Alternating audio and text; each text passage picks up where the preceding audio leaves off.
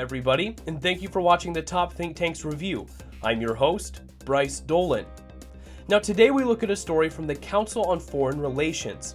At the end of last week, President Trump signed executive orders banning the admission of refugees from 7 Muslim-majority countries into the United States. Now, following those executive orders, during the weekend it was met with mass protests not only here in the United States, but abroad as well. After the protests this weekend, President Trump made a statement saying the restrictions are not a Muslim ban. It's hard to take that honestly when there's individuals being held strictly due to their religion. Now, Homeland Security Secretary John Kelly said that U.S. green card holders who are citizens of countries listed in Trump's executive order would not necessarily be barred from entering the United States, and that residency status would be a dispositive factor in our case-by-case determination. So he's saying that they're not necessarily barred from entering the United States, but for right now they are, until they get to their case when they determine them on a case-by-case basis. Now, how long is that going to take? Now, in response to Trump's executive orders of the travel ban, Iraq's foreign ministry said the United States needs to reconsider this wrong decision, while Iran's foreign ministry called the ban a great gift for extremists. Now, a lot of people say that, honestly, this is going to protect Americans. We got to look out for our own. We got to look out for the people here at home and keep them protected from terrorism. Well, let me tell you, ladies and gentlemen, this travel ban has just made anti-American sentiment stronger all over the Middle East, and in particular in those 7 countries in the travel ban. If you think that this is protecting Americans, it's doing the complete opposite.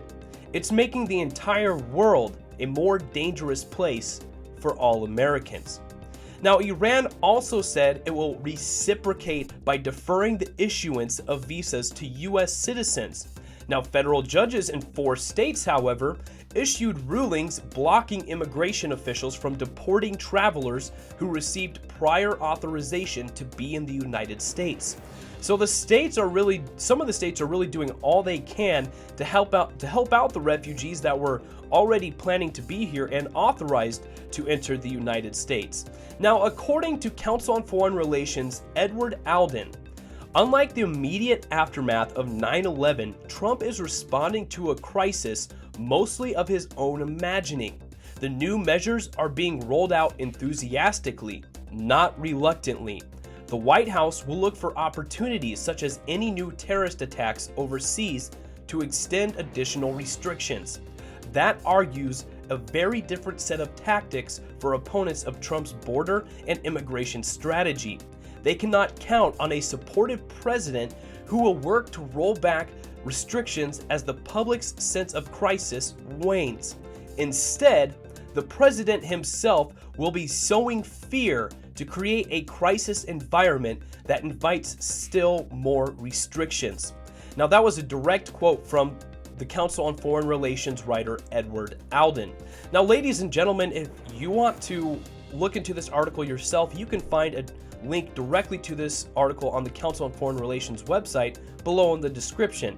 Click on the link and it'll take you directly to the story we talked about today. Also, I would love to hear your opinion on this topic as well, so make sure you leave some comments below and tell me what you think about this travel ban. Now, make sure you also subscribe to the YouTube channel, that way you can get notified every time a new video is posted. Give our Facebook pages a like and follow us on Twitter. But that does it for the Top Think Tanks review. I was your host, Bryce Dolan.